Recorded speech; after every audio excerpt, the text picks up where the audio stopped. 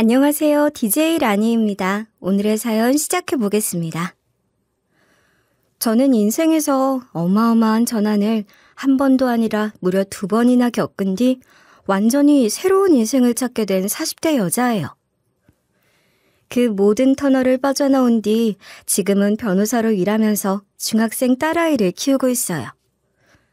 딸아이 역시 사춘기를 지나 이제야 좀 저의 마음을 이해해주고 가끔은 서로 농담도 주고받을 정도로 컸다는 걸 부쩍 느끼겠더라고요.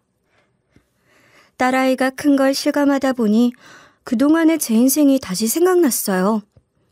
그동안 제 인생은 정말 역경의 역경 그 자체였거든요. 저는 정말 힘들고 그야말로 치열하게 살아왔다 할 수 있죠. 그 소용돌이를 겪은 후에야 겨우 제 인생은 다시 제자리를 찾았거든요. 그러다 최근에야 겨우 뭔가 정착이 되었다는 생각이 들더군요. 오늘은 그 이야기를 해보려고 해요. 저의 어릴 적 기억은 조금 특이해요. 이런저런 기억들이 뒤죽박죽 섞여 있거든요. 보통은 어린 시절의 전체적인 이미지가 떠오르거나 가족들과 함께했던 특별한 기억들, 인상적인 사건들이 기억에 남잖아요. 하지만 저는 달라요. 어떠한 사건들과 상황들이 조금씩 기억이 나긴 하지만 그걸 생각하면 공포와 두려움 그리고 슬픔이 뒤섞인 혼란스러운 감정이 일어나요. 어떤 것은 아직도 생각하면 손이 떨릴 정도로 무서운 감정이 아직도 느껴질 정도예요. 하지만 대체적으로는 유년 시절에 대한 기억이 없어요. 저를 길에서 발견한 할머니와 자랐던 기억 이전은 말이죠. 네, 저는 길에 버려져 있었어요. 그걸 지나가던 할머니가 발견하셔서 저를 키워주셨죠. 저의 가장 오래된 기억은 엄마가 제 손을 잡고 한참을 걸어가다 어느 길가에 가서 여기서 꼼짝 말고 기다리라고 했던 거예요. 그러고는 제 손을 놓고 매몰차게 돌아서서 멀어졌던 그 뒷모습이 아직도 기억이 나요. 그때 엄마의 머리 모양과 입고 있었던 옷까지 분명하게요. 그리고 이상하지만 다시는 엄마를 볼 수 없을 것이란 불안한 마음까지 아직도 선명하게 떠올라요. 그리곤 드문드문 버스를 한참 타고 갔던 기억과 버스 창밖으로 보이던 풍경들이 기억나요. 도시였다가 곧 인적이 드문 시골로 바뀌곤 했던 풍경들이 말이죠. 그랬다가 컴컴한 밤에 혼자 버스 정류장 같은 곳에서 우는 기억이 떠올라요. 주변에 사람은 없고 여기는 어디인지 모르겠고 낯설고 무서워서 한참을 우는 기억들이 뒤섞여 있죠. 그렇게 제가 한밤중에 버스 정류장에서 혼자 울면서 앉아있는 채로 발견된 것은 6살 때였다고 해요. 그건 저를 키워주신 할머니가 나중에 말씀해 주신 거였죠.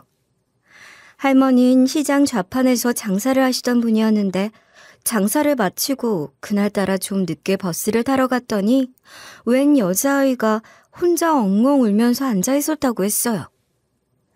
엄마는 어디 있냐? 너는 어디서 왔냐? 아무리 물어도 대답을 못하길래 할머니는 저를 데리고 경찰서로 가셨고요. 지금과 달리 당시에는 미아도 많았고 그런 식으로 아이를 일부러 외딴 시골에 와서 버리고 가는 사람들도 많았다고 해요. 지금처럼 전산이나 미아 시스템이 잘 되어 있는 것도 아니었고요. 그러니 경찰서에서 저 같은 애를 신경 쓸 리가 있겠어요? 게다가 경찰서 안은 술 취한 사람들이 난동을 피워대고 있어서 난리도 아니었고요. 한 경찰은 귀찮은 듯 애는 여기다 두고 진술서나 쓰고 가라는데 할머니는 제 모습이 눈에 너무 걸렸대요. 제가 울음도 없는지 힘도 없어서 훌쩍이고 있는 데다가 오줌에 싸서 푹 젖은 바지를 입고 잔뜩 겁에 질린 표정으로 할머니 옷자락을 꼭 잡고 있었거든요. 경찰서를 나서다 할머니는 도저히 안 돼서 근처 옷가게에서 대충 아이 옷을 사서 다시 경찰서로 가셨대요. 저기 아기가 오줌을 싼 것 같은데 옷을 좀 갈아입힐게요. 뭐라고요? 예, 그러세요. 거기 아저씨, 그만 앉아요. 그리고 아기가 종일 굶은 것 같은데 밥을 좀 먹여도 될까요? 아저씨 그만하시라고요. 할머니, 저희 정신 없으니까 알아서 하세요. 할머니는 저를 경찰서 화장실에서 씻겨서 옷도 갈아입히고 나가서 설렁탕도 사 먹였대요. 그 작은 게 얼마나 배가 고팠는지 허겁지겁 밥을 먹는 모습이 가슴이 너무 아프셨다고 하더군요. 그리고 다시 경찰서로 데리고 왔지만 딱히 경찰서에 아이를 재울 곳도 없고 아동센터는 다음날 아침이나 온다는 말을 듣고 일단 할머니가 데려다가 재우고 다음날 데려다 주시기로 했대요. 하지만 그렇게 하루를 잔 다음날 아침부터 제가 열이 펄펄 나면서 아팠던 거죠. 저기 어제 그 아이가 열이 펄펄 나서 너무 아파요. 도저히 오늘 데려다 줄 수가 없어서 제가 찾아왔어요. 그래요? 오늘 아동센터에서 데리러 온다고 했는데? 아기가 너무 놀라고 힘들었나 봐요. 일단 제가 데리고 있을게요. 할머니 괜찮으세요? 그럼 집 주소 주세요. 아동센터 직원을 그리로 가라고 할게요. 할머니에게 왔던 아동센터 직원은 와보더니 일단 아픈 게 나으면 오겠다 했다가 다음에 와서는 안 가려고 엉엉 우는 나를 보고 일단 좀 할머니 보고 보호를 하고 계시라고 했대요. 그러다 결국 여차저차 할머니가 계속 데리고 있게 돼서 그 이후로 저는 할머니와 계속 살게 된 것이죠. 지금이라면 사실 불가능한 일이었겠지만 이런 미아에 대한 인식이 부족했던 때였고 워낙 시설이 열악한 시골이어서 가능했을 거예요. 할머니는 젊은 시절 결혼을 하셨다고 해요.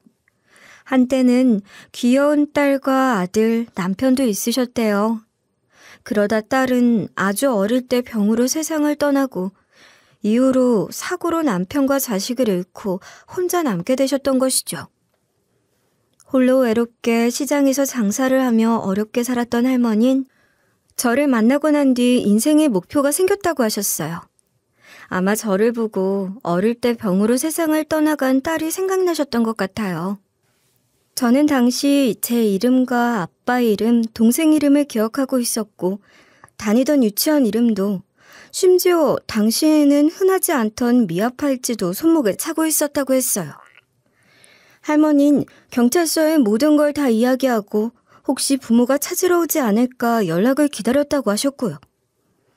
하지만 아무리 기다려도 그 어떤 연락이 없었대요. 제가 손목에 차고 있는 미아팔찌의 전화번호는 누가 일부러 지운 것처럼 전화번호를 긁어서 알아보기 불가능한 상태였고요. 그걸 보고 경찰에서는 일부러 아이를 유기한 것이라 판단하고 아동센터와 보육원으로 보내려 했던 거죠.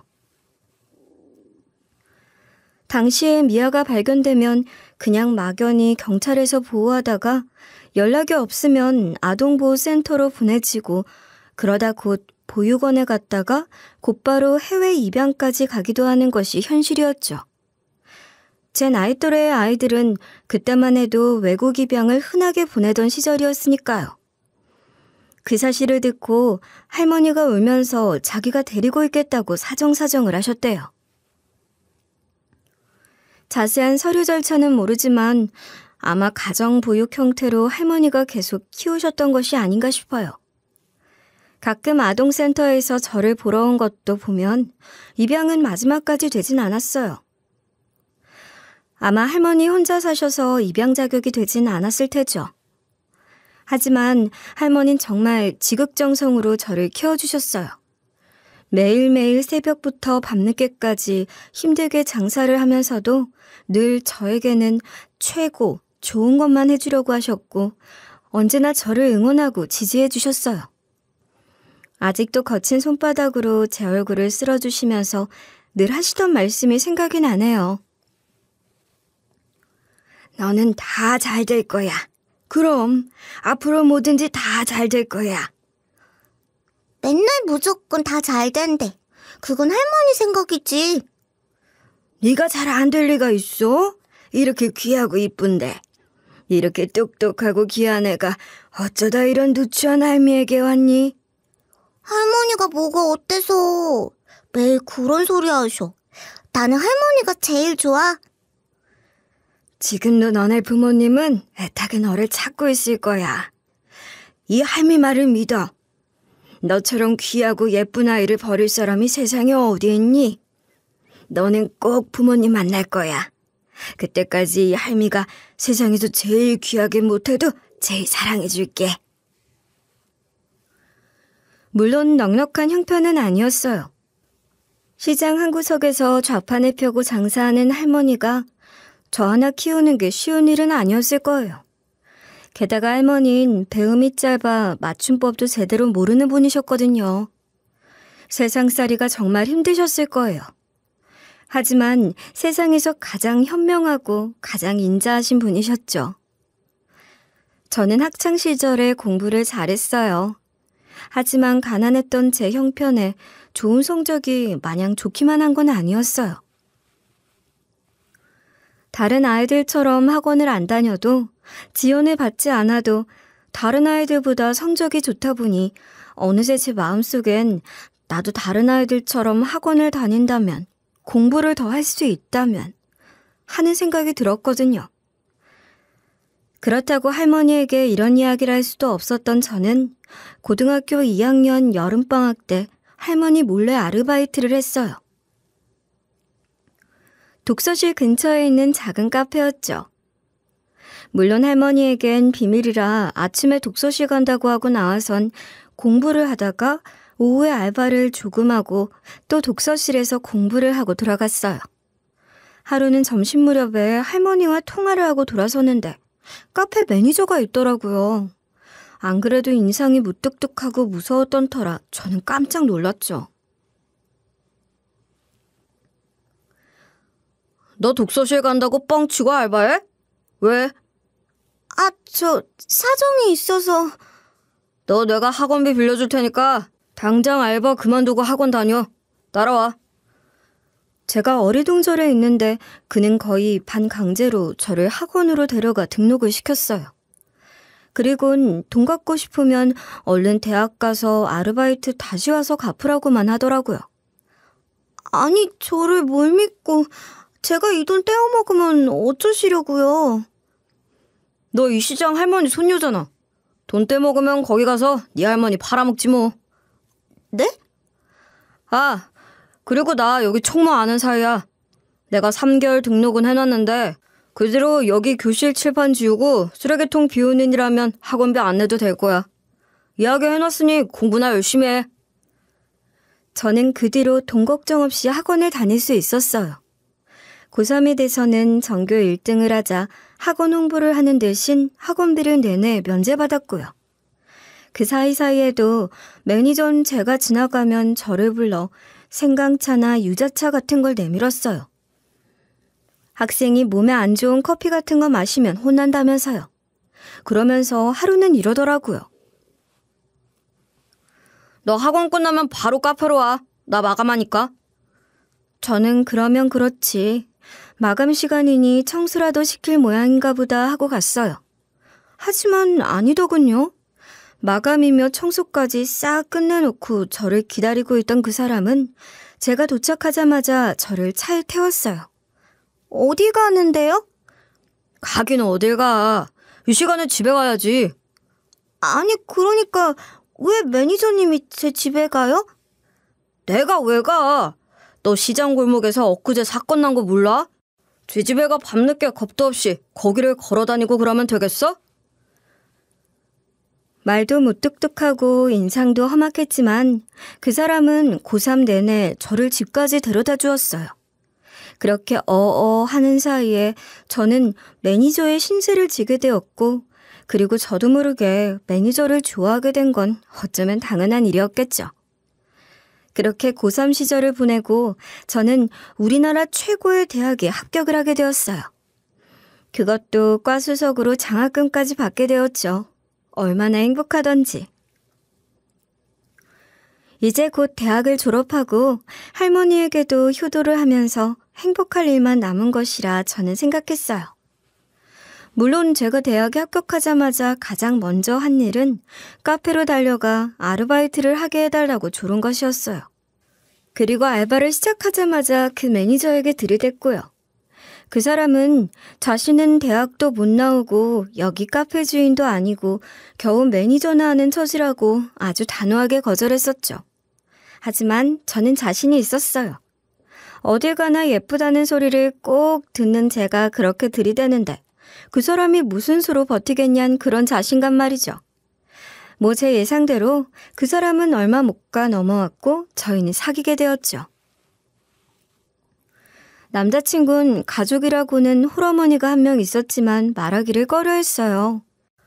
고등학교만 겨우 졸업하고 바로 일을 시작했다고 했지만 친해 보이던 학원 총무의 말을 듣자니 학교 다닐 때 공부도 꽤 잘했었다고 하더라고요. 하지만 사정이 있었는지 대학을 포기하고 일을 시작해 혼자 카페를 차릴 계획을 가지고 있었고요. 그 사람은 목표가 뚜렷하고 성실하고 또 자상하고 따뜻한 사람이었어요. 미래를 위해 돈도 많이 모아두었더군요. 일단 사귀고 나자 그 사람은 저는 물론 저희 할머니를 위해서도 돈이며 시간이며 아끼지 않고 최선을 다했어요. 사귀면 사귈수록 더욱 멋있고 또 좋은 사람이었죠. 제가 대학교 4학년이 되었을 때 그 사람이 군대를 가게 되었어요. 미뤄두었던 입대였는데 그 사람은 얼른 다녀오겠다고 하더군요. 그런데 뜻밖의 일이 생겼어요. 입대를 앞두고 마음이 앞섰는지 저희가 사고를 쳤던 것이죠. 제가 임신을 한 것이죠. 빨리 결혼하자. 내가 정말 미안해. 뭐가 미안해. 애는 당신 혼자 만들었나. 결혼하자며. 내가 빨리 군대 다녀와서 번듯하게 카페 차려서 좋은 곳에서 결혼하려고 했는데 진짜 내가 미안해. 대신 행복하게 해줄게.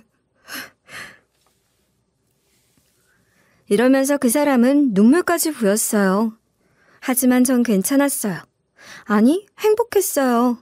저를 너무나도 사랑해주는 남편이 생겼고 할머니에 이제 아기까지 있으니 뭐가 두려웠겠어요. 저흰 할머니와 가까운 친구들만 불러서 조촐하게 결혼식을 올렸죠. 그리고 작은 신혼집을 구해 할머니와 살림을 합쳤어요. 그리고 그 사람은 입대를 했어요. 그런데 가면서 한 가지 이상한 말을 하더라고요. 혹시 우리 엄마가 찾아와도 만나지 마. 알았지? 절대 만나면 안 돼? 당신 엄마? 엄마랑 연락돼? 우리 결혼했으니 만나자고 하셔? 아니, 그냥 묻지 말고 내 엄마라고 혹시라도 연락 와도 절대 만나지 마. 찾아와도 문도 열어주지 말고 절대. 진짜 부탁이야. 알았지? 약속해. 저는 이상하다 생각했지만 남편이 너무나 진지하게 부탁을 해 그냥 알았다고 했어요. 조금 아깝긴 했지만 배가 불러와 저는 졸업을 한 학기 남기고 휴학을 하고 할머니와 조용히 출산 준비를 했죠. 당연히 남편은 군 생활을 아주 잘했어요. 간간히 포상휴가도 나와 저를 보고 돌아갔죠.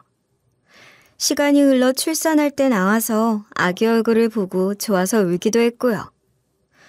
저 혼자 아기를 키우는 게 쉽진 않았지만 그래도 저희는 행복했어요. 미래는 행복할 것이라 믿었죠. 남편이 곧 제대를 하면 카페를 차려 열심히 일을 할 것이고 저도 아기가 조금 크면 할머니에게 아기를 맡기고 학교를 졸업해 취업을 하면 금방 좋아질 테니까. 그렇게 살면 얼마나 행복할까 그랬으니까요. 그렇게 남편의 제대가 얼마 남지 않았던 날 말년 휴가를 나왔던 남편은 곧 보자고 웃으면서 복귀를 했어요. 복귀하던 날 아침에 일어나니 눈을 맞추며 방긋거리는 아기 얼굴을 보고 있던 남편이 이랬죠. 제대하면 내가 매일 애기 볼게. 혼자 힘들었지. 나 제대할 때까지 보고 싶어도 울지 말고 잘 있어야 해. 내 공주. 알았지? 그러면서 환하게 웃으며 군대로 돌아갔어요. 하지만 그게 마지막이었죠. 그렇게 돌아간 남편은 군대로 복귀를 했다가 사고로 세상을 떠나버린 것이었어요. 갑작스러운 남편의 죽음에 저는 넋을 잃었어요. 그 사람의 얼굴을 다시 볼 수 없다는 걸 믿을 수가 없었죠. 그냥 현실감이 없었어요. 장례식장에선 수많은 군대 동료들과 장교들이 와 있더군요. 넋이 나간 제가 갓난아기를 안고 할머니와 나타나자 그 사람들도 눈물을 흘렸어요. 그곳엔 환하게 웃는 남편의 영정사진이 정말로 있더라고요. 남편은 훈련을 나갔다가 산에서 낙상을 한 다른 부하를 구하려다 동료를 구하고 목숨을 잃었다고 했어요. 원망스러웠죠. 아무리 다른 사람을 구했다고 해도 나와 딸을 이렇게 두고 가야 했는지 너무 원망스러웠어요. 제가 정신을 못 차리고 할머니와 서럽게 울고 있자니 어떤 사람이 다가오더군요. 사모님, 정말 죄송합니다. 그리고 감사합니다. 네? 누구신지. 이번에 최 병장님의 목숨을 구해준 박일병에 애비되는 사람입니다. 이 은혜를 어떻게 갚아야 할지 죄송합니다. 살려주세요. 그러면 제 남편 다시 살려주세요. 정말 죄송합니다. 제가 꼭 이 은혜 갚을 테니 사모님 조금 진정되시면 꼭 연락을 주세요. 제발 꼭 연락 주세요. 박일병의 아버지는 빌다시피 하면서 명함을 지어주고 갔죠. 그 아버진 검사라고 하더군요. 하지만 살면서 검사 도움이 필요한 일이 뭐가 있겠어요. 장례식장엔 어떻게 알았는지 남편의 엄마가 왔어요. 어쩌면 아들이 죽었으니 당연한 일일지도 모르죠. 저에게 시어머니가 되는 분은 멀리서부터 통곡을 하며 달려와 장례식장에서 슬픔의 몸부림을 치셨어요. 그리고 제 손을 잡고 펑펑 우셨죠. 미안하다, 미안해. 내가 사는 게 바빠서 내가 더 잘 살폈어야 했는데. 아니에요. 제가 연락 못 드려서 죄송해요. 내가 죄인이야, 내가 미안하구나. 이렇게 이쁜 손녀가 있는 줄도 모르고 동우가, 내 아들, 이렇게 가면 어떡하니? 그렇게 저희는 껴안고 펑펑 울었죠. 도대체 무슨 정신으로 장례식을 끝냈는지 잘 기억이 나지 않아요. 겨우 장례를 끝내고 시어머니와 함께 집으로 돌아왔어요. 할머니 역시 충격이 크셔서 제가 부축을 하고 집으로 들어서는데 시모는 할머니를 부축하거나 아기를 받을 생각도 없이 본인이 먼저 집으로 휙 들어가더니 거실에 턱 앉더라고요. 그 태도가 마치 자기 집에 온 것처럼 굴어서 기분이 이상했어요. 아유, 집도 코딱지만 하네. 그렇게 악착같이 돈 벌어 나 한 푼 안 주더니 고작 이런 집에서 살았어? 네? 아유, 힘들다. 야, 집에 맥주 없니? 소주는? 그게 무슨 소리세요? 여기서 술 드시게요? 이게 진짜. 네가 날 모르지? 이게 시어머니 알기를 뭘로 아는 거야? 그러더니 벌떡 일어나더니 바로 제 머리채를 붙잡고 저를 바닥에 패대기 쳤어요. 아기를 안고 있던 저는 반항할 생각도 못하고 그대로 널브러졌죠. 할머니가 외마디 비명을 지르며 막아섰어요. 야! 까불지 말고 빨리 술이나 사와서 술상이나 차려. 여기 내 아들 집이니까 내 집인 거야. 알겠어? 어떻게 사람이 이럴 수가 있어요. 지금 뭐 하시는 거예요? 네가 아직 정신 못 차린 것 같아서 알게 해준 거야. 왜? 니네 할머니 힘없어 보이는데 한번 내가 제대로 해줄까? 반항할 순 없었어요. 안 그래도 약해진 할머니에 이제 막 2돌이 지난 아기까지 제가 보호해야 할 사람이 많았으니까요. 그날부터 시모는 혼자 술을 먹고 취해서 잠이 들었다가 일어나서 밥을 차리라고 하고 거실을 점령해 TV를 보며 낄낄대고 다시 술을 찾아댔어요. 여기가 완전히 자기 집인 것처럼 거리낌이 없었죠. 아기도 있는 집에서 담배까지 피워대는데 며칠이 지나도 갈 생각을 안 하더라고요. 저는 도저히 참을 수가 없었어요. 그래서 용기를 냈죠. 저기, 집에는 안 가세요? 기다리시는 분은 안 계세요? 뭐? 너 지금 뭐라고 했어? 집에 안 가시냐고요. 여기 저희 집이잖아요. 저는 말을 제대로 끝맺지도 못했어요. 곧바로 시어머니에게서 싸다기가 날아왔기 때문이었죠. 정말 기가 막히더군요. 이게 나 지금 혼자라고 놀리는 거냐? 야! 내 아들 너 때문에 죽은 거야, 알아? 그게 무슨 소리세요? 야! 너 아니었으면 걔가 군대 가고 그랬겠니? 걔가 얼마나 돈에 한이 맺히는데 걔가 등록금 없어서 대학 못 가니까 군대도 미루고 악착같이 일해서 1년도 아니고 2년째 등록금을 만들어 놓은 애야 걔가. 뭐라고요? 그랬던 애가 애 생기고 부담스러워서 군대로 도망을 갔으면 눈치껏 태워줬어야지. 결국 들러붙어가지고 내 아들 죽여놓고 이게 어디서? 까불어! 당신이지. 당신이 그 사람 모아놓은 등록금 전부 가지고 도망쳤지? 그래서 그 사람이 결국 대학 못 가게 만들었지? 하! 그런 이야기도 하지? 그놈이? 그래서 끝까지 너를 감추고 안 보여주더니? 됐고, 야! 여긴 내 집이야. 내 집! 내 아들 집이니까 당연히 내 집이지! 저는 악을 쓰고 덤볐어요. 하지만 그 엄마라는 인간은 폭군이었죠. 힘도 세고 평소에도 싸움에 익숙한지 저는 상대가 되지 않았어요. 경찰을 부르기도 해봤고 잠깐 집을 나갈 때 문을 열어주지 않은 적도 있었고 몰래 현관 비밀번호를 바꾸기도 했지만 다 소용이 없었어요. 경찰이 와도 그뿐 울고불고 난리를 치면서 아들이 죽자 며느리가 자기를 내쫓으려고 한다고 호소하면 소용이 없더군요. 거기다 남편 명의로 되어 있는 집은 남편이 죽자 시어머니와 제가 같이 상속을 받게 되는 터라 강제로 내쫓을 방법이 없었던 것이죠. 그렇게 시어머니를 내쫓으려는 시도를 했다 실패를 한 뒤면 저는 가혹한 대가를 치러야만 했어요. 할머니가 보는 앞에서 몇 시간 동안 저는 끔찍한 손찌검을 당해야만 했으니까요. 힘없는 할머니가 할 수 있는 건 없고 아기는 울고 있고 저는 더 이상 저항할 수도 도망갈 수도 없었어요. 몇 번의 일이 있은 뒤 시어머니는 저에게 화풀이를 하면서 마지막 경고를 했어요. 자꾸 이런 식으로 문제 만들면 각오해. 니네 할머니랑 애기? 나중에 어떻게 되는지 볼까? 계속 경찰에 신고해봐. 오히려 좋지? 좋아. 대체 왜 이러는 거예요? 나 해달라는 거 다 해줄 테니까 제발 우리 좀 놔.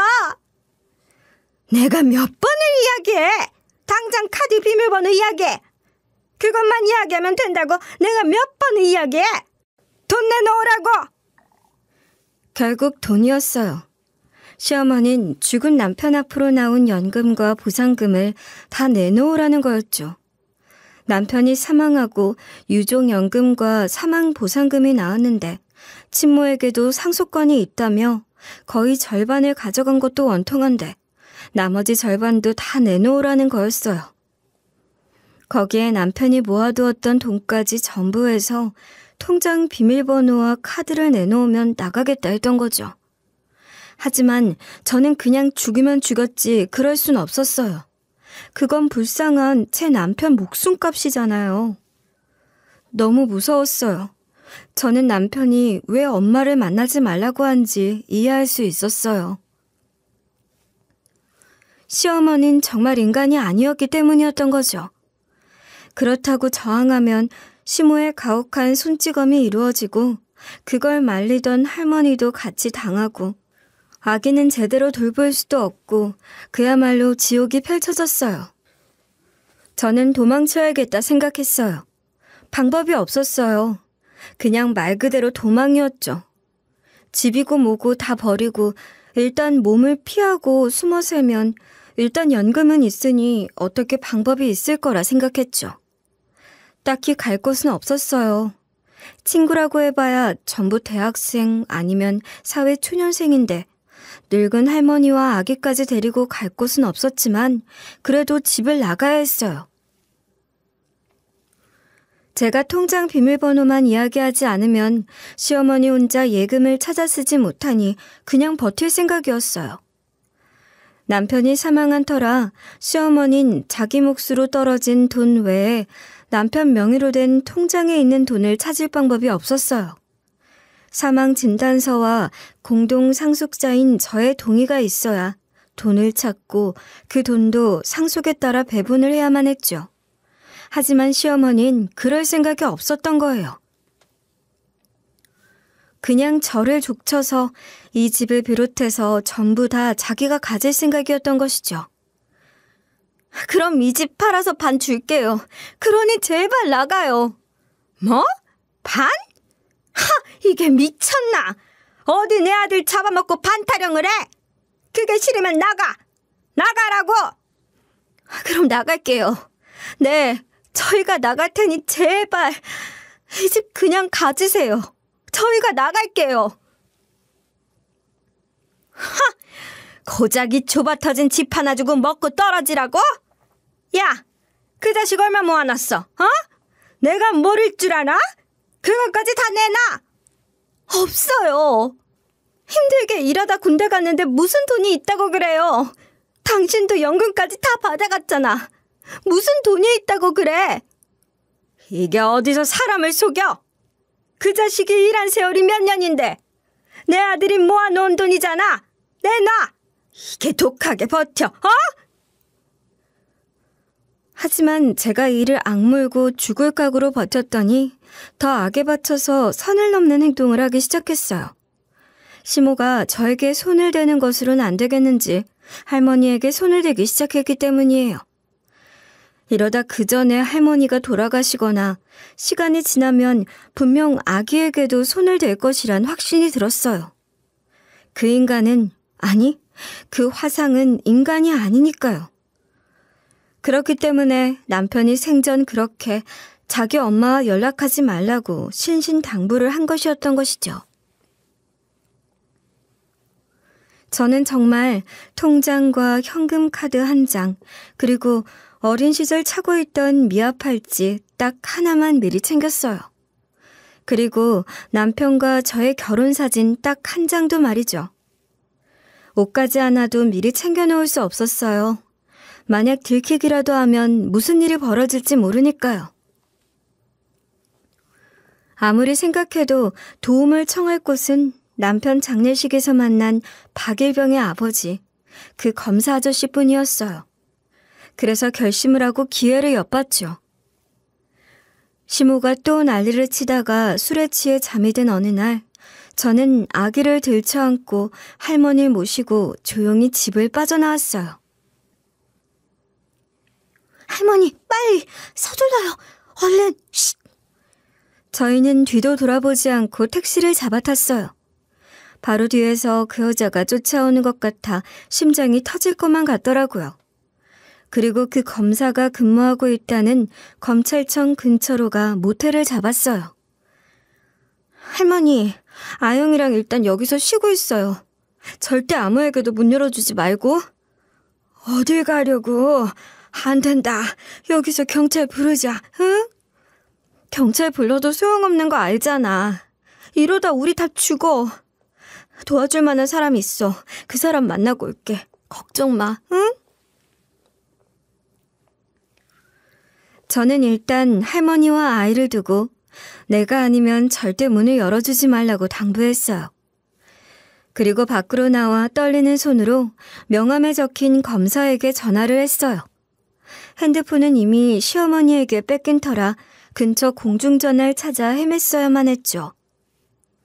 늦은 시간이었지만 그분은 검찰청에 있으니 얼른 달려오라고 했어요. 드디어 저는 그분의 배려로 검찰청 안에 있는 그분 사무실에 들어가 도움을 청할 수 있게 되었어요. 사무실에 들어가서야 다리가 풀리려 하더군요. 사무실에서 기다리고 있던 젊은 사람이 저를 얼른 부축해 주었어요. 제가 몸을 덜덜 떨고 있자 그 남자는 따뜻한 차 한 잔을 내주었어요. 처음 보는 사람이었지만 안전한 곳이란 생각이 들어서인지 이상하게 그 젊은 남자가 낯이 익단 생각이 들기까지 하더군요. 남편이 목숨을 구해준 박일병의 아버진 부장검사로 꽤 높은 지위에 있는 듯 보였어요. 대체 무슨 일이에요? 꼴이 왜 이래요? 무슨 문제예요? 남편 엄마가 돈을 달라고 찾아왔어요. 지금 도저히 어떻게 할 수도 없어요. 안 그래도 걱정하고 있었어요. 최병장 군대로도 그 엄마가 찾아와서 난동을 부렸던 모양이에요. 평소에도 엄청 사모님 걱정을 했다고 듣고 감이 안 좋았는데. 제가 울먹이며 사정을 이야기하자 그분은 경악했어요. 그리고 얼른 진술서를 작성하자며 종이를 꺼내들었죠. 제가 덜덜 떨리는 손으로 펜을 쥐자 제 손에 펜을 쥐어주던 젊은 남자가 이러더군요. 저기 그 팔찌 혹시 좀 봐도 될까요? 아, 이거요? 이거 제가 어릴 때 차던 애들 미아 팔찌인데. 신기하네요. 저도 집에 그거랑 똑같은 게 있어서요. 저희 누님도 이거랑 항상 찼었는데 좀 줘보실래요?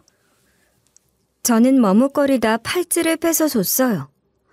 아기 팔찌였지만 여유 체인이 길어서 얇은 제 팔목에 아직 맞았거든요. 주머니에 넣었다가 잃어버릴 것만 같아 팔에 차고 집에 나왔던 거예요. 할머니가 절대 이 팔찌를 잘 간직하라고 했기 때문에 이 팔찌는 제 보물 1호였죠. 그 젊은 남자는 부장검사 사무실에서 실무 실습을 하는 로스쿨 학생이라고 했어요. 마침 검토할 사건 자료가 많아 야근을 하던 중이라고요. 그 젊은 남자는 이상한 표정으로 한참을 팔찌를 들여다보더군요. 그러다 생각이 난 듯 가방을 뒤적이더니 사진 한 장을 꺼내들었어요. 그건 어떤 가족 사진이었죠. 제가 의아한 표정을 짓자 부장검사님마저 자리에서 벌떡 일어나더군요. 혹시 찬우야, 혹시 이 팔찌 아버지도 아시고 계실 거예요. 아버지가 제 팔찌 보고 늘 이야기하셨거든요. 네 누나도 이거 차고 있었다고. 왜 연락이 안 오냐고. 내가 얼른 니네 아빠에게 얘기를 하마.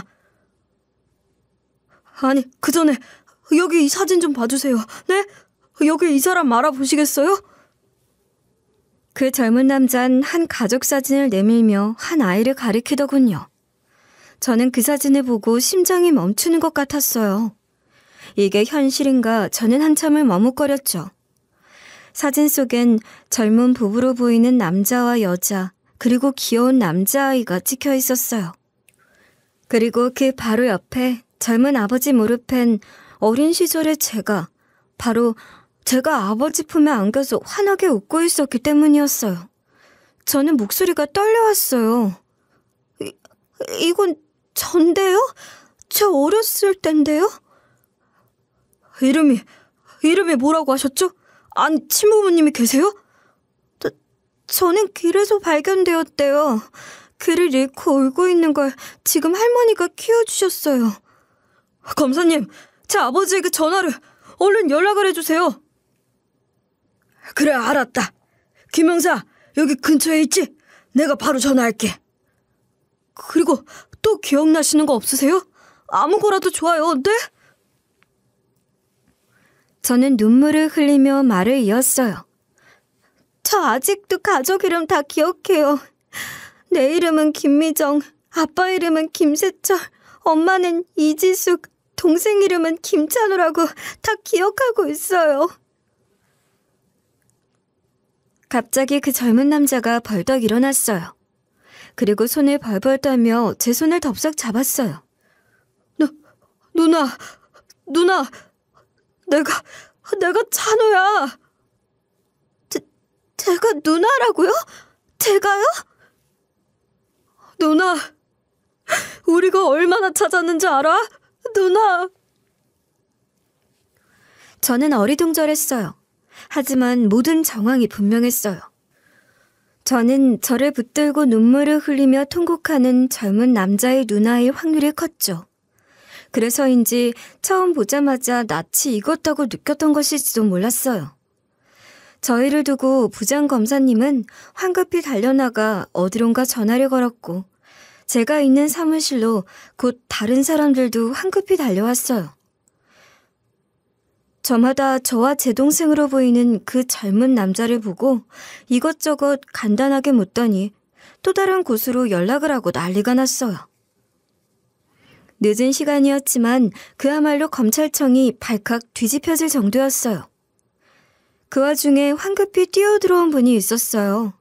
그분이 들어오자마자 웅성이던 사람들이 이내 곧 조용해지더군요. 제 팔찌를 들고 있던 젊은 남자분이 그분에게 다가가 팔찌를 건네며 이랬어요. 아버지, 이 팔찌를 보세요. 아버지. 이건 네 누나 팔찌잖아. 그분은 떨리는 손으로 그 미아 팔찌를 봤더니 저를 쳐다보았어요. 그런데 이상하더군요. 저는 정말 곧바로 그분을 보자마자 알 수 있었거든요. 바로 그분이 제 아버지라는 걸 말이죠. 신기했지만 보자마자 저는 바로 알 수 있었던 거예요. 그건 제 아버지도 마찬가지였어요. 제 아버지 역시 저를 보자마자 바로 첫눈에 알아봤다고 해요. 바로 20년도 더 전에 잃어버린 자신의 딸이 바로 저라는 사실을 말이에요. 저는 바로 부둥켜 안고 한참을 울었어요. 아버지의 품에 안기니 기억이 나더라고요.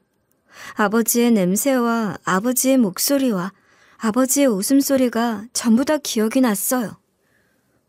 미정아, 우리 미정이 이게 꿈은 아니지? 정말 미정이 맞지? 아빠, 나 미정이야. 아빠, 엄마는? 미안하다. 조금만 더 빨리 만났으면 좋았을걸. 미안해.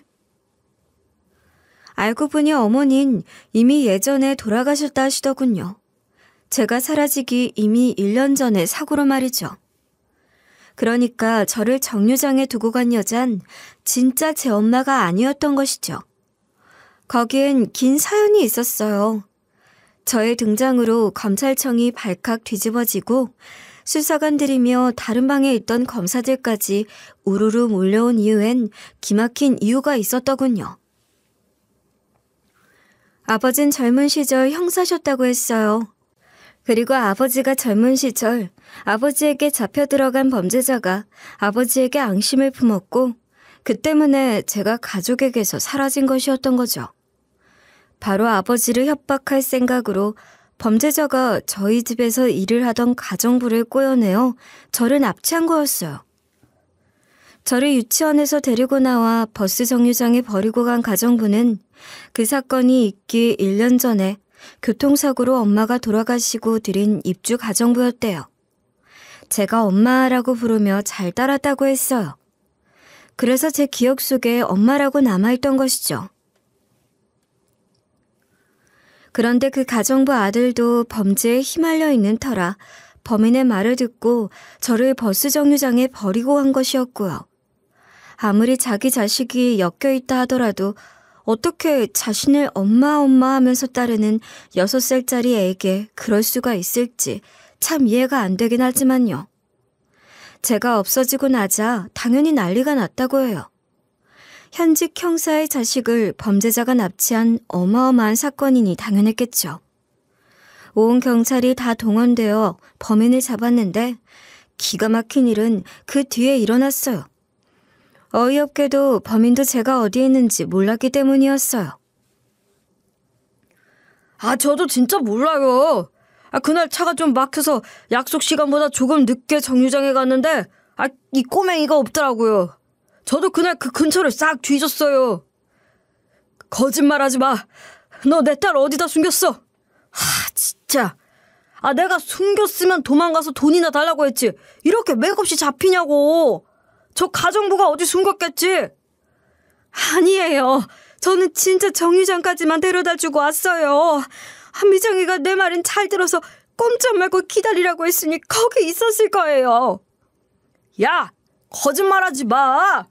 애는 그냥 개미 한 마리도 없었어. 네가 어디다 숨겼지? 아니에요. 너야말로 내 아들 불리한 진술 안 한다며. 그리고 애도 안 다칠 거라고 약속했잖아. 지금이라면 버스 정류장에 있는 CCTV만 보면 바로 찾았겠죠. 하지만 그때는 그런 게 별로 없었어요. 거기에 범죄자는 일부러 그런 카메라가 없는 곳을 골라 장소를 선택했으니 제가 버스를 탄 걸 어떻게 알았겠어요. 그 사이에 제가 왜 혼자 버스를 탔는지 모르겠어요. 거기에 하필 제가 탄 버스가 시외버스인데다 아이들이 어른들과 섞여서 타는 경우가 많아 버스 기사는 그냥 앞서 탄 어른이 데리고 타는 애로 생각을 하지 않았을까 짐작을 할 뿐이에요. 당시에 저처럼 어린애는 버스비를 내지 않았기 때문에 버스 기사가 그냥 다른 손님 애인 줄 알고 그냥 태웠던 것이겠죠. 그렇게 저는 2시간 가까이 버스를 타고 엉뚱한 곳에서 내려 헤매다 할머니를 만나서 그렇게 살고 있었던 거였고요. 물론 그 이후로 모든 경찰들이 거의 몇 개월 동안 뒤졌지만 저를 찾을 수가 없었다고 해요. 전국에 안 가본 보육원이 없고 그날을 기점으로 일주일 동안 거의 전국의 경찰서를 다니면서 미아가 발생했다고 하면 안 가본 곳이 없었을 정도였다고 했어요. 하지만 저는 보육원에 있지 않았고 아동센터도 간 적이 없으니 제 흔적을 찾을 수가 없었겠죠. 나중에 알고 보니 제가 갔던 경찰서는 파출소도 아닌 그냥 시골 경찰 출장소에 불과한 작은 곳이었대요. 그나마 그날 저녁 경찰은 제 신상을 제대로 적지도 않았고 아동센터 직원도 그냥 친척에게 인계했다는 식으로 기록해 저는 그야말로 사라진 셈이 된 것이죠. 그렇게 저의 실종은 희대의 형사딸 납치 실종 사건으로 아직까지 미제로 남아있던 터라 나름 경찰 관련자들 사이에서 유명한 사건이었기 때문에 모두들 저희를 보기 위해 왔던 것이었죠. 아버진 제가 없어진 이후 형사일마저 그만두고 전국 8도의 보육원을 뒤지고 경찰서를 뒤져가며 여전히 저를 찾고 있었다고 했어요. 하지만 제가 실종되었을 때 전산이 있겠어요? 뭐가 있겠어요? 게다가 이미 저는 할머니 밑에서 가정 임시 보육 형태로 자라 미성년이 지나 성도 할머니를 따랐으니 저를 찾기란 불가능했던 것이었죠. 저는 일단 병원으로 옮겨졌어요. 할머니와 아기도 함께 데려갔죠. 아버지는 아이를 보더니 꼭 껴안고 눈물을 흘리셨어요. 그리고 저를 사랑으로 키운 할머니의 손을 잡고도 눈물을 흘리셨어요. 할머니 역시 눈물을 흘리셨죠. 제가 죄송해요. 차라리 쟤를 보육원으로 보냈다면, 그랬다면 금방 부모가 찾을 수 있었을 텐데 그런 생각도 못하고 죄송합니다. 아닙니다. 제가 생각이 짧아서 더 뒤져볼 생각을 못했어요. 이렇게 잘 키워주셔서 감사해요. 저희 미정이 좀, 우리 불쌍한 미정이 좀 도와주세요. 저는 일단 치료를 하고 유전자 검사도 받았어요. 아버지와 검사님의 재촉으로 결과는 이틀 만에 나왔고요. 저는 당연히 아버지의 친딸이었죠.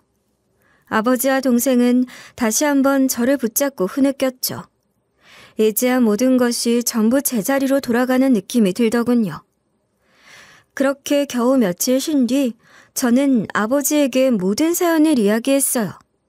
제가 도움을 청했던 그 검사님 역시 사연을 들어주셨죠.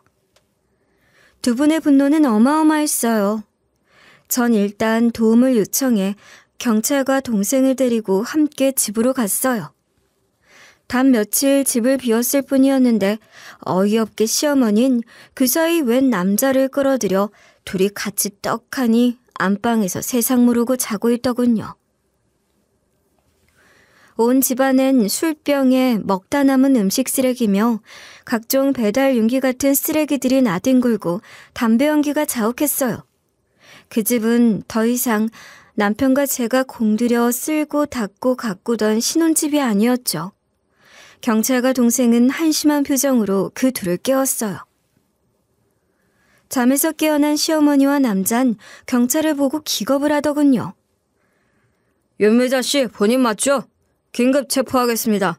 변호사 선임할 권리가 있고. 야, 이건 나! 이게 무슨 짓이야? 나! 일어나세요. 지금 이게 무슨 상황이신지 모르시겠어요? 야, 너! 지금 이게 뭐하는 짓이야? 대체 무슨 꿍꿍을 벌인 거야?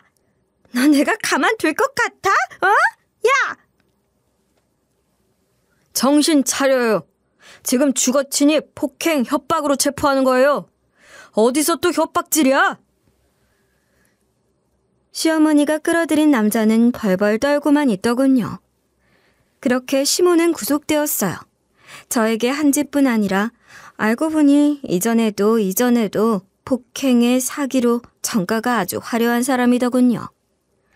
재범인데다가 죄질도 좋지 않았고 거기에 현직 부장검사와 전직 형사인 아버지 친구들이 전부 이를 갈고 있는 사건이니 시어머니는 구속을 피할 수 없었던 것이죠.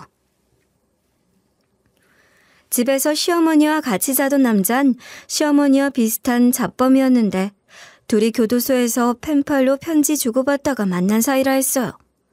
정말 기가 막히다 못해 참 스펙터클하더군요. 그제야 사태가 파악이 되었는지 시어머니는 경찰에 구속된 상태로 진술을 하러 온 저를 보자마자 털썩 무릎을 꿇더라고요. 그리고는 싹싹 빌었어요. 얘야, 나 한 번만 봐주면 안 되겠니? 응? 우리 오해가 좀 있었던 것 같은데 내가 좀 욱하는 성격이 있어서 그래. 내가 미안했다. 응? 이거 나요. 오해? 오해가 무슨 뜻인지 모르시나? 예, 내가 그래도 네 시어머니잖니. 우리 동욱이, 그래, 우리 동욱이 생각해서라도 좀 봐주면 안 되겠니? 응? 나 이번에 잡혀가면 진짜 끝이야. 정말 오래 살아야 한다고. 네, 동욱 씨 생각해서 절대 안 봐줄 거예요. 당신이 나한테 이런 거 알면 우리 동욱 씨 하늘에서 피눈물 흘려요.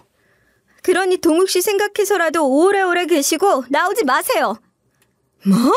이 나쁜 년이? 야, 내가 이렇게까지 하는데도 뭐가 어쩌고 어째? 이걸 그때 확 죽여버렸어야 했는데? 시어머니는 혼자 악을 쓰다가 또 울면서 무릎을 꿇고 빌다가 그야말로 연병을 떨었어요. 하지만 저는 눈 하나 깜짝하지 않았죠. 그리고 최대한 엄벌을 처해달라고 했어요. 그게 그 인간이 받아야 할 벌일 테니까요. 그렇게 일을 대충 처리하고 저는 할머니와 아이와 함께 아버지가 사시는 집으로 들어갔어요.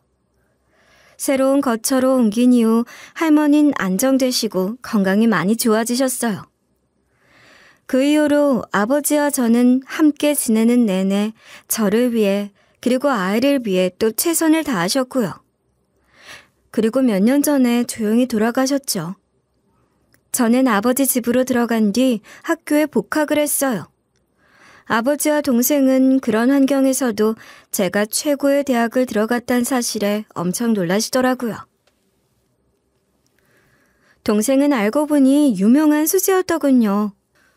어머니는 돌아가시고 아버지는 잃어버린 딸을 찾느라 늘 집을 비우고 전국을 돌아다니는 와중에도 열심히 공부해 법대에 갔다 막 로스쿨에서 공부를 하던 중이었어요.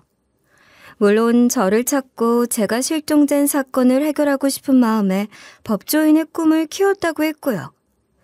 어쩌면 그런 결심을 한 동생 덕분에 저희는 만날 수 있었던 거기도 했어요. 로스쿨을 다니면서 방학 중 검찰 실무 실습 중이었던 동생은 고작 한 달 사무실에서 실습을 하는 게 다였는데 어쩌면 딱 그 기간에 저를 만나게 된 건 어쩌면 운명이었던 것 같다고 했죠. 저는 그 이후로 안락하고 편안한 상태에서 아이를 키우며 마지막 학기를 마치고 대학을 졸업했어요. 임신과 출산을 거치고 남편 제대를 기다리느라 마지막 한 학기를 남겨두고 졸업을 하지 못했는데 그 마지막 학기 동안은 정말 아무 걱정 없이 마음껏 공부를 할 수 있었죠. 제 원래 전공은 행정학이었지만 저는 대학을 졸업하고 좀 쉬면서 시어머니 재판과 남편 유산 관련된 문제를 해결했어요. 시어머니가 남편이 남긴 재산 때문에 재판을 받게 되면서 다행히 전부는 아니더라도 제 몫과 아이 몫으로 시어머니 몫으로 간 걸 훨씬 줄일 수 있게 된 것이 큰 성과였죠. 시어머니가 남편에게 한 짓들은 들으면 들을수록 치가 떨렸어요. 친구였던 학원 총무가 나서서 증언을 해주었죠. 어릴 때부터 거의 방치하다시피 하며 학대를 했고 좀 자라서는 아르바이트를 하라고 내쫓아 돈을 벌어오면 몽땅 가져가 결국 대학도 포기해야 했다고. 그래서 인연을 끊고 살았지만 어떻게 알았는지 찾아와 돈을 뜯어가곤 했다 했어요. 그 총무는 저에게 이러더라고요. 동욱이는 미정 씨가 자기처럼 돈 없어서 대학 못 가는 거 가슴 아프다고 했어요. 그래서 사실 미정 씨가 학원이라면 공짜로 다닐 수 있는 것처럼 말해달라고 부탁한 거예요. 네? 그럼 그 학원비를 다... 네, 자기가 계속 학원비 내주는 거 알면 부담스러워할 것 같다고. 요즘 학원비가 얼만데 설마 칠판 좀 지운다고 학원비를 면제해 주겠어요? 비밀로 해달라 했지만 말해주고 싶었어요. 감사해요. 이야기해줘서. 그래도 고3 때 전교 1등해서 학원비 면제는 진짜예요. 그때 동욱이가 얼마나 좋아했는지 미정 씨 모를 거예요. 그때 동욱인 정말 순수하게 미정 씨 동생처럼 위해준 거 알아줘요. 저도 그 마음 순수했던 거 알아요. 그런데 왜 저를... 아마도 동욱이도 명문대 합격했지만 포기했던 경험이 있어서 미정 씨가 남일 같지 않았던 것 같아요. 그러니 앞으로 잘 살아주세요. 시어머니 상대로 재판이 진행되고 재판 관련 상황이 어느 정도 정리된 다음 저는 아버지와 동생과 함께 남편의 납골당을 찾아갔어요. 그리고 혼자 조용히 약속했죠. 제가 당신 딸 아주 잘 키우겠다고, 정말 훌륭하게 잘 키우겠다고 말이죠. 그리고 하늘에서 당신이 애써준 덕분에 가족을 찾았으니 걱정하지 말라고. 앞으로 열심히 잘 살겠다고 말이에요. 아버진 남편 이야기를 듣고 눈물을 흘리셨어요. 그리고 이러셨죠. 사위, 이렇게 얼굴을 보게 되어 미안하네. 그리고 고마워. 우리 딸 아껴주고 돌봐주고 사랑해줘서 고마워. 우리 사이 훌륭한 사람이라 자랑스럽네. 이젠 내가 자네 딸 아끼고 잘 돌봐줄 테니 걱정하지 말게나. 우리 훌륭한 사위. 저는 대학을 졸업한 뒤 저를 도와주시는 검사님과 동생을 보고 로스쿨에 진학을 하게 되었어요. 물론 오랜만에 하는 공부인데다 바로 직장 생활을 시작하는 것이 낫지 않겠냐는 주변의 만류도 있었죠. 하지만 저는 결심했어요. 지금 당장 직장 생활을 하는 것보다는 지금 고생스럽더라도 미래를 위해 조금 더 노력을 하는 게 낫겠다는 걸 말이죠. 거기에 제가 법조인이 된다면 저처럼 힘든 사람들을 도와줄 수 있다는 점이 저의 결심을 굳히게 만들었어요. 저 역시 그동안 제가 받은 도움처럼 다른 사람들을 돕고 싶었거든요. 물론 학비며 아버지가 도와주신다고 했지만 저는 남편이 남겨준 것으로 제가 알아서 해결한다고 했어요. 다른 사람을 위해 먼저 간 남편을 위해서라도 그걸 그냥 헛되게 하고 싶지 않았거든요. 거기에 아버지 역시 형편이 그리 좋은 편은 아니셨어요. 오래전에 형사일도 그만두신 데다가 저를 찾아 헤매고 다니시느라 빚도 좀 있으셨고 건강도 그리 좋은 편은 아니었죠. 그 이후로 저는 정말 열심히 살았어요. 공부도 열심히 하고 틈틈이 과외 같은 아르바이트도 열심히 했고요. 아버지와 할머니도 한 가족이 되어 똘똘 뭉쳐 열심히 살았죠. 무엇보다 제가 공부할 때 딸아이를 정말 잘 돌봐주셨고요. 그렇게 저희 가족은 잘 지냈어요. 동생은 당시 로스쿨 학생이었는데 열심히 공부해서 검사로 임용되어 지금 검사로 일을 하고 있죠. 뒤늦게 공부하는 저도 많이 도와주었고요. 무엇보다 어찌나 조카 바본지 딸아이가 어릴 때부터 조카라면 자다가도 벌떡 일어나 나중에 딸내미가 사춘기가 왔을 때 신경질 바지가 되어서 고생 좀 한 삼촌이 되었어요. 범죄자라면 아주 극악무도하게 잡아들이는 검사라면서 중학생 조카의 신경질에 안절부절 못하는 모습이 어찌나 복장 터졌는지 몰라요. 시어머니의 재판은 길게 끌진 않았어요. 저의 증언과 증거가 확실했고 그간의 전과가 너무 많아서 아주 긴 형량을 받았거든요. 변호사 비용이 없었는지 국선 변호사가 있긴 했지만 재판 와중에도 하도 억지를 부려대서 변호사들도 학을 떼는 것 같았어요. 2심에 가서야 시어머니는 재판 중에 통곡을 하면서 빌더군요.